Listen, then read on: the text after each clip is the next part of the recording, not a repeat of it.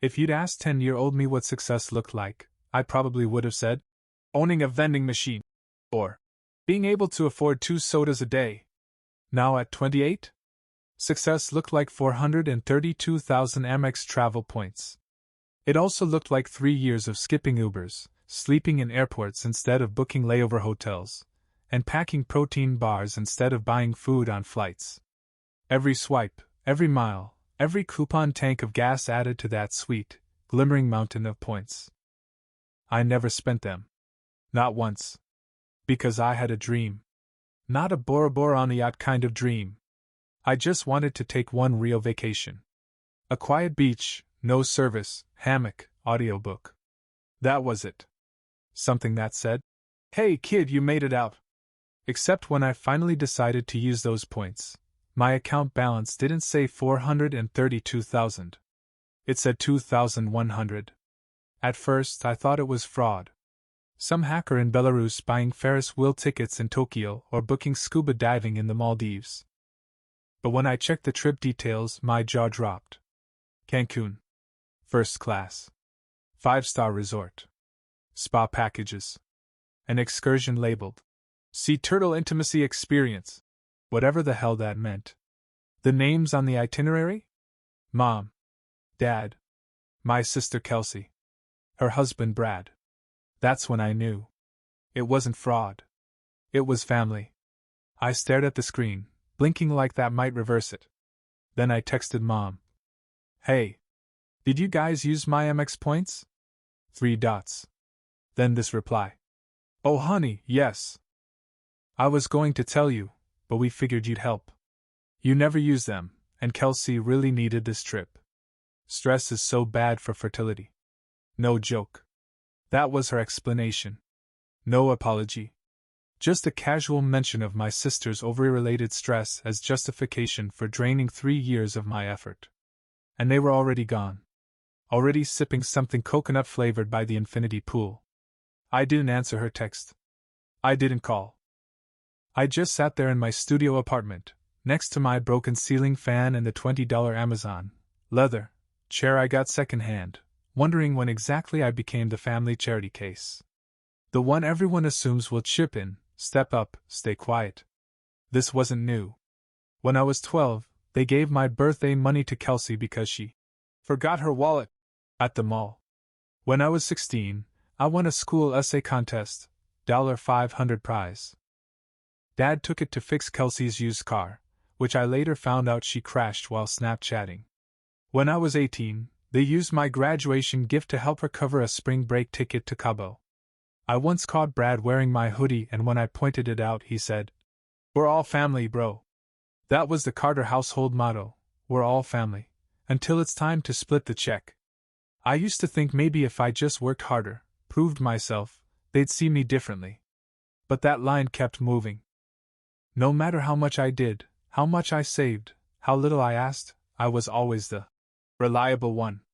Reliable enough to drain. Invisible enough to ignore.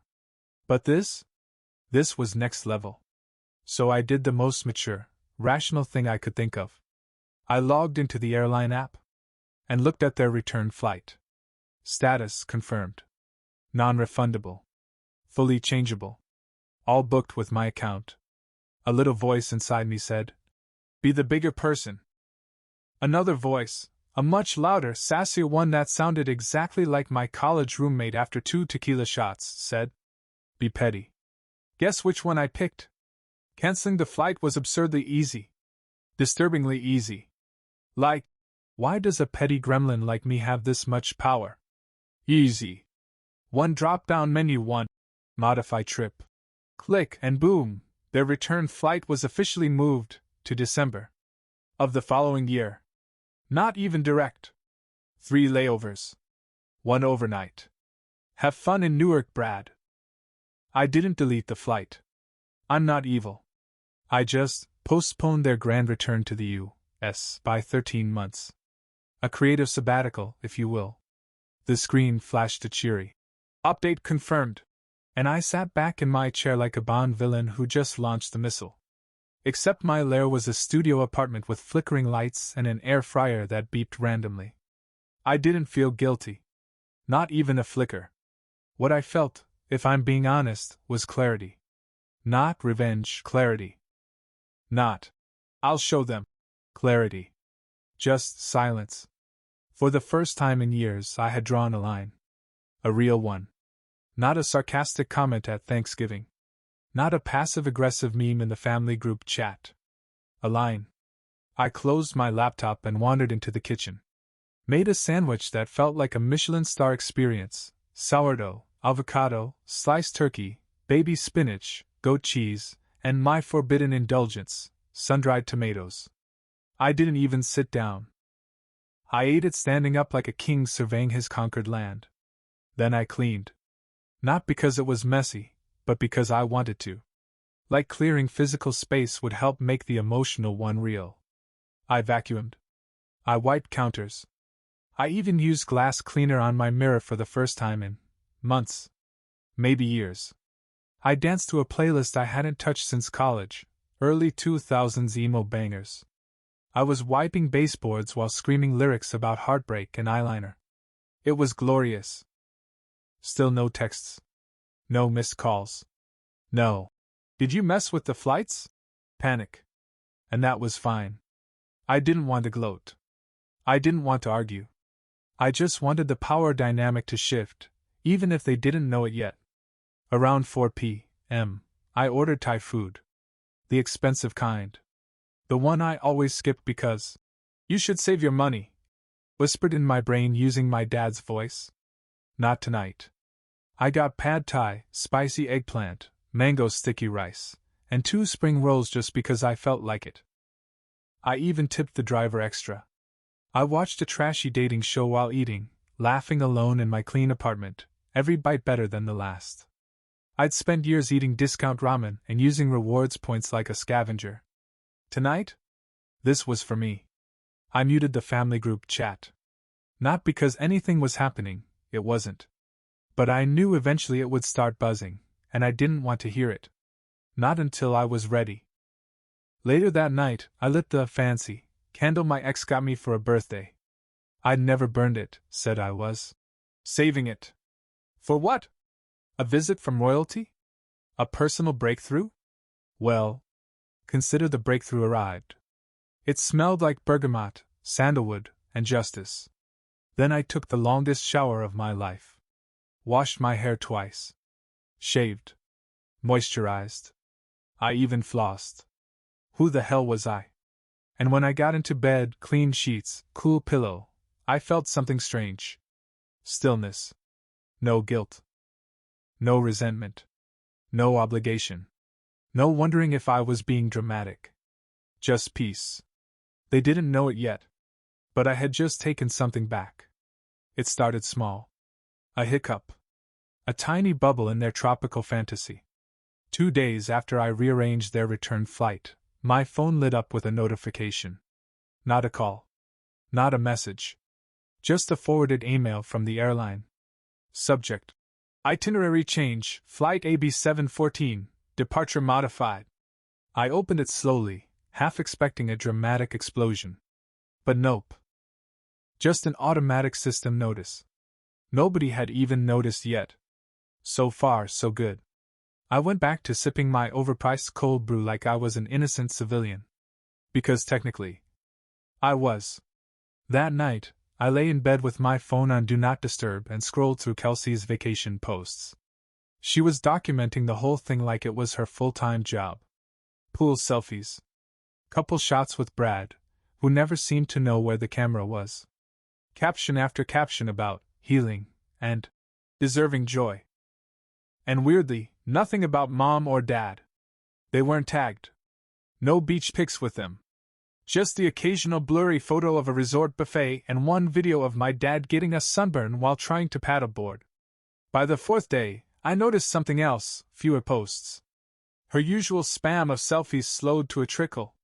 One story, late at night, a video of her and Brad arguing quietly in the background while she filmed her mojito like everything was fine. I didn't tap through. I watched it 3 times. Each time, I noticed something new. Her forced smile. Brad glancing at the camera, annoyed. The way her voice cracked slightly when she said, Best trip ever. And that's when it hit me. They still didn't know. They had no idea I had changed anything. But something else, something unrelated, was already unraveling their perfect vacation. Not me. Not yet. That morning, I got an email from Mom. Subject, just checking in. Hey sweetheart, hope everything's good. Just wanted to see how you're doing. It's so beautiful here. Wish you were with us. But next time for sure. Love you, hugs and kisses. Wish you were with us. That one got me. Not because it was sweet, but because it was a lie. She didn't wish I was with them. She didn't even invite me. She used me. And now she wanted me to play along. Smile and wave from the sidelines like I was part of the family highlight reel. I didn't reply. Instead, I finally did what I'd been putting off for years. I opened a new notes app and started listing every time they'd done this. Not just the points. All of it. The graduation they skipped for a cruise.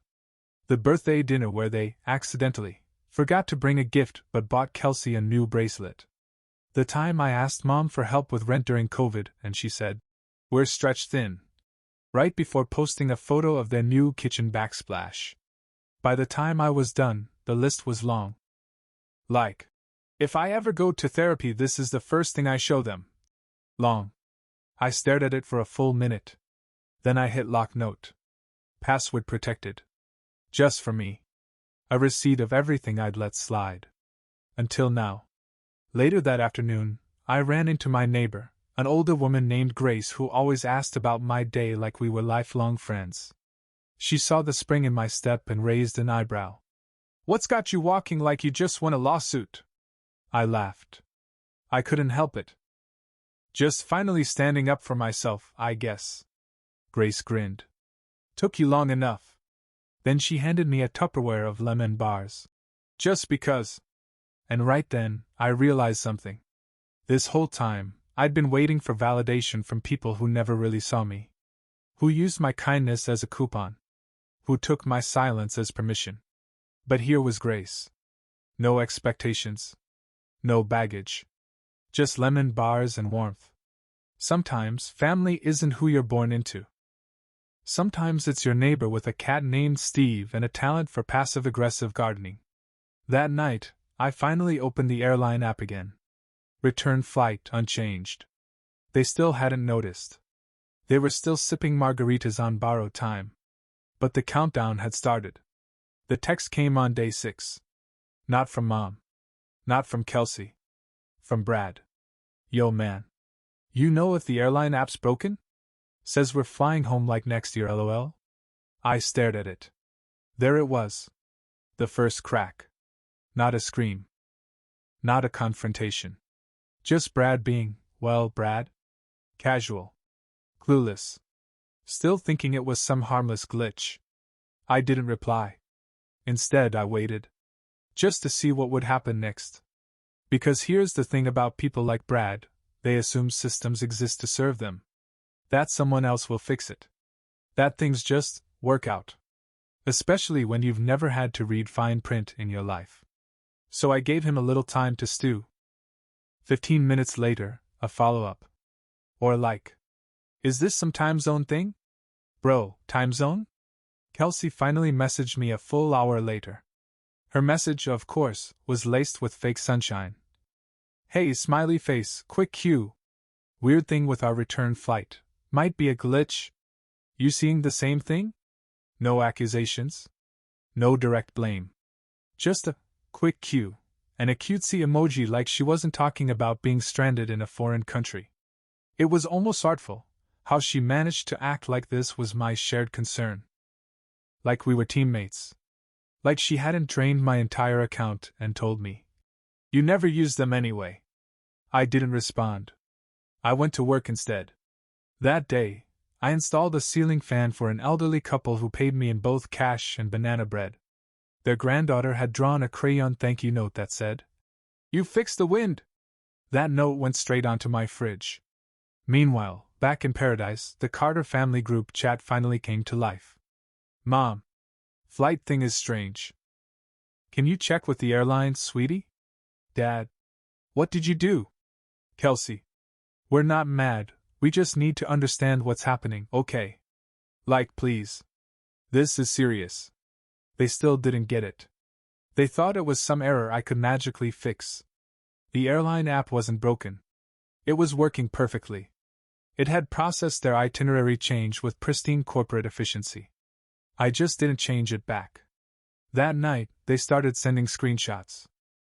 Circle icons next to their names, showing frantic attempts to call. My phone stayed on silent. I watched Netflix, did laundry, and painted a patch on the wall I'd been meaning to touch up for months.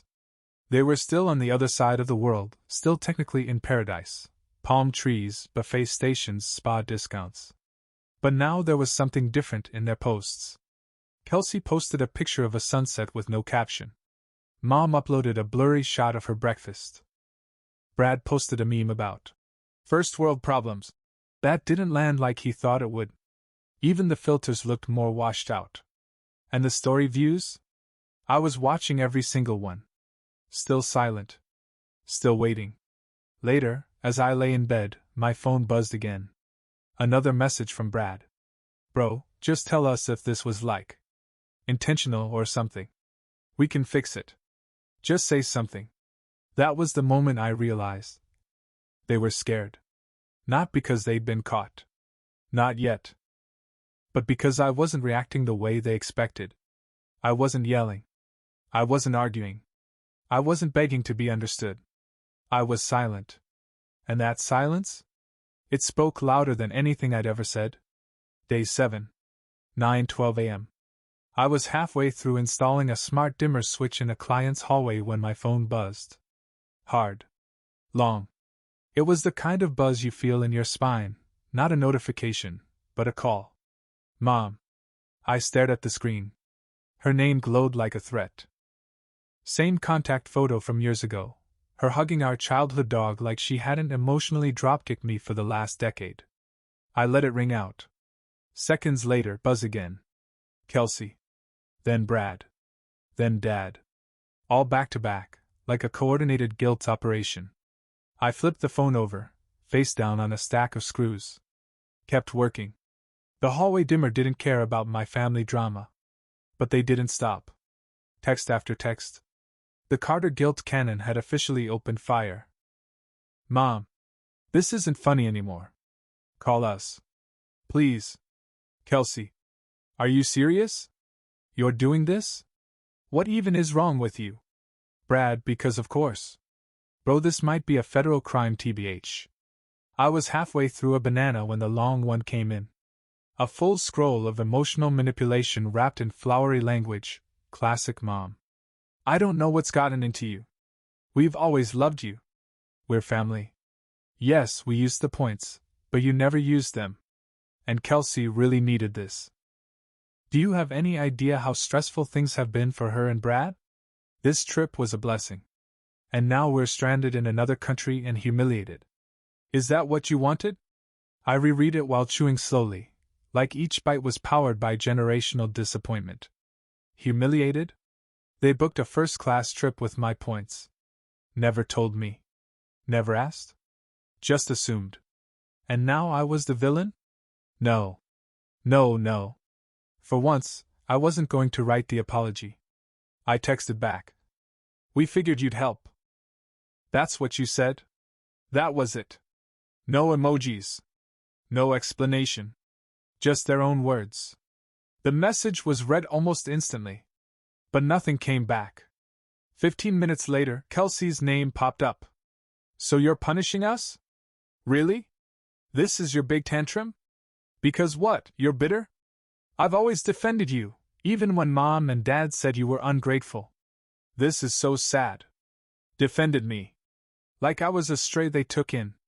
Like she deserved applause for not bad-mouthing me more than usual. I didn't reply. Then came Dad. Short. No fluff.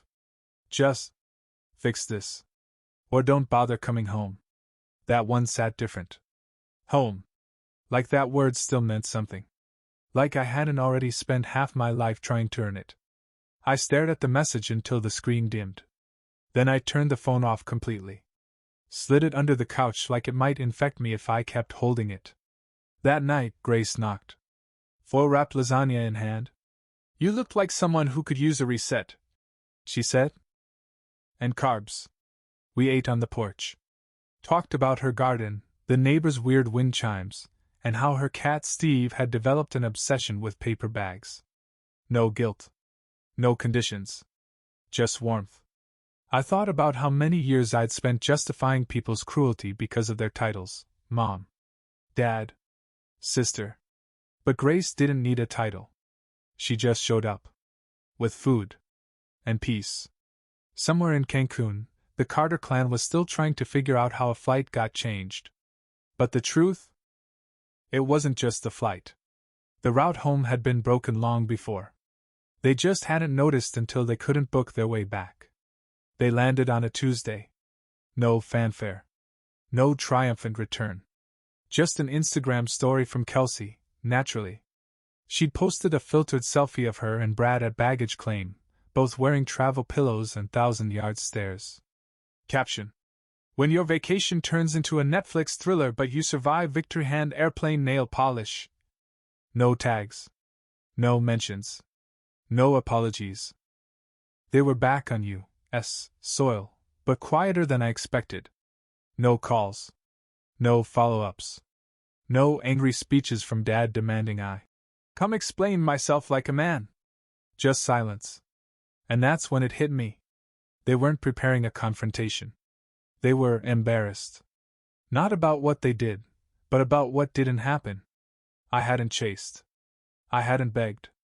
I hadn't asked for forgiveness or even acknowledged the whole mess. I just kept living. That unsettled them more than anything. 3 days went by. I went to work. Wired a smart garage opener for a dentist with 5 cars and no sense of humor. Helped Grace fix a tripped breaker. Took my neighbor's kid out for ice cream after her piano recital. I didn't think about them. Not because I didn't care, but because for the first time, I wasn't required to. Until Saturday. I was fixing a flickering porch light when I heard it, a soft knock on my front door. Not the aggressive, "Let me in," knock I was expecting, but one that almost sounded unsure. I wiped my hands, walked to the door, and opened it. Mom. Standing there with a tray of lemon bars. Lemon bars. Copying Grace's move. Almost hilariously obvious. I blinked at her. For a second, I honestly thought she might be lost.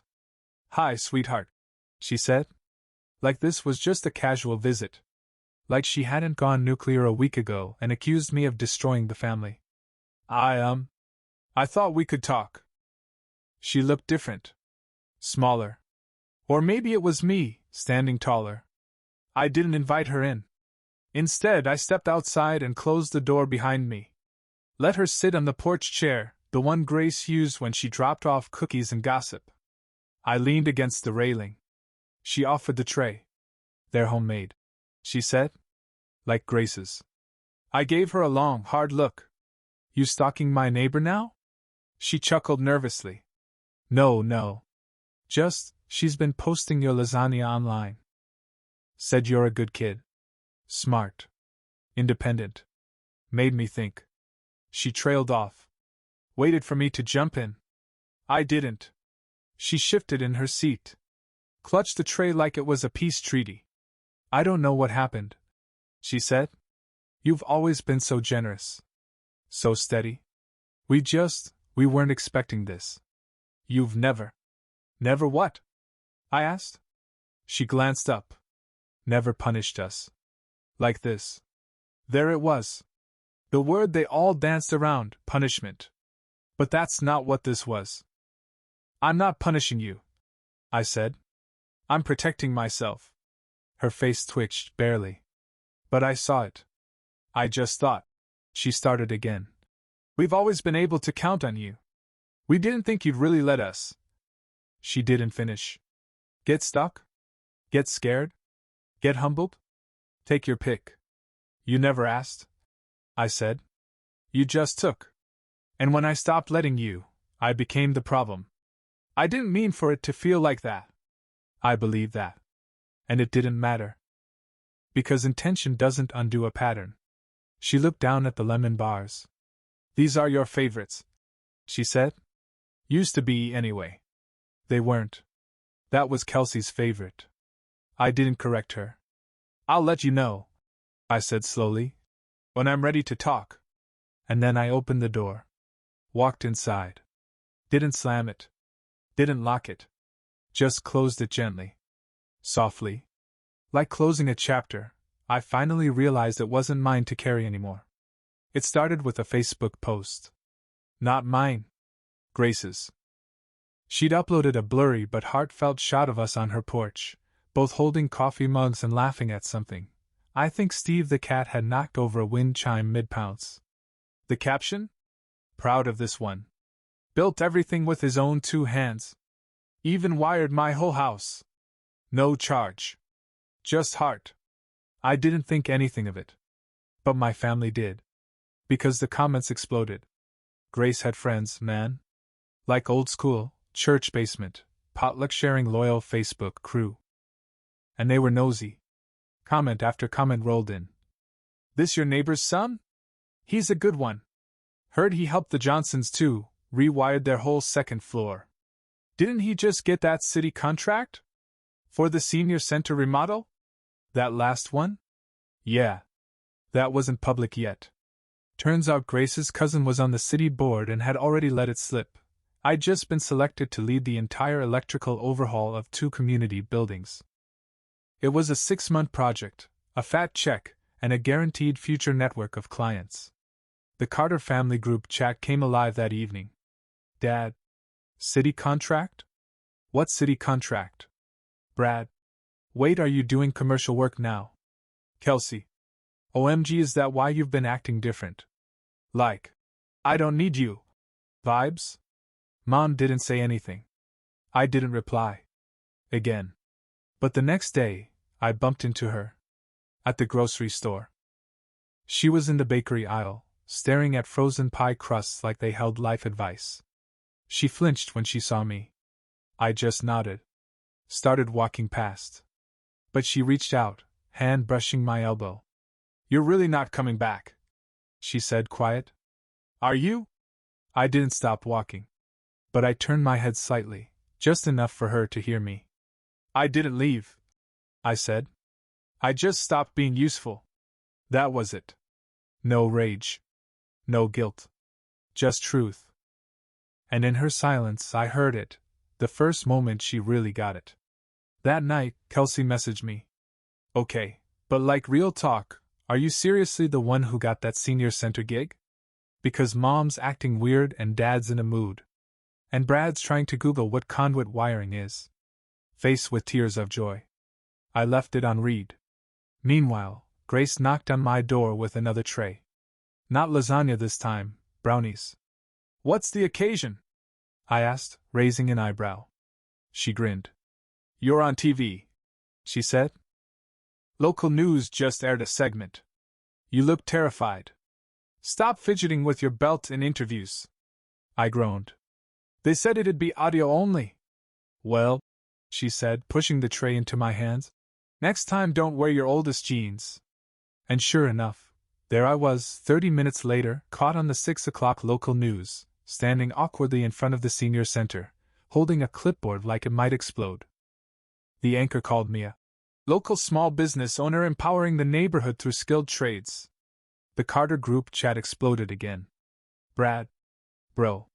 You're literally on TV right now. Dad. Why didn't you tell us? Kelsey. I told them you were doing well. They didn't listen. Mom. We're proud of you. I stared at that last message. 4 words. Years late. Still, they didn't land. Because it wasn't pride. It was panic. The realization that I'd stopped orbiting their lives. That I didn't need them to see me anymore. Because others already did. Grace. The community. The city. Even Steve the cat, who now claimed me as furniture. I'd built something real. And the best part? I didn't owe anyone an explanation. Sunday morning. Quiet. Still. I was sipping coffee on the porch when the group chat lit up again, this time with urgency. Dad. We need to talk. Now. Mom. Can we come by? Please. It's important. Kelsey. It's about the flights. Flights? I blinked. Scrolled back. There it was, a forwarded email. Apparently, they'd booked another vacation. Cabo this time. Used the last of their own airline credits and tried to top off the reservation using my new points. Except they couldn't. Because I'd moved them. Months ago, actually, after they'd used me the first time, I set up a whole new rewards account under my business LLC. New login. New card.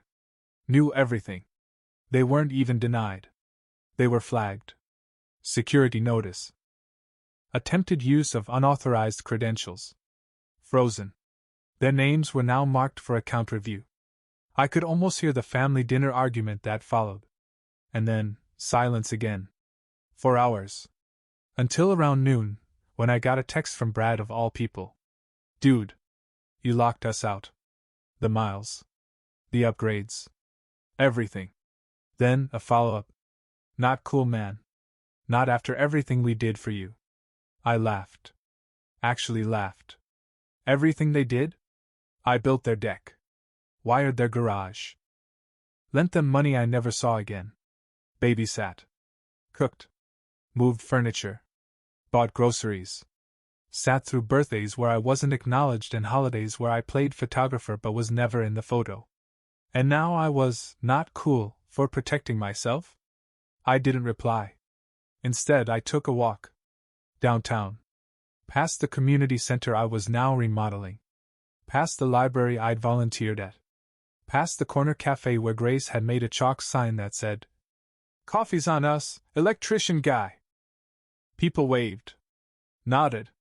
Called me by name. I felt known. Not tolerated. Not used. Not the backup sibling or walking ATM. Just me. That night, another knock. I opened the door to find an envelope taped to it. No one in sight.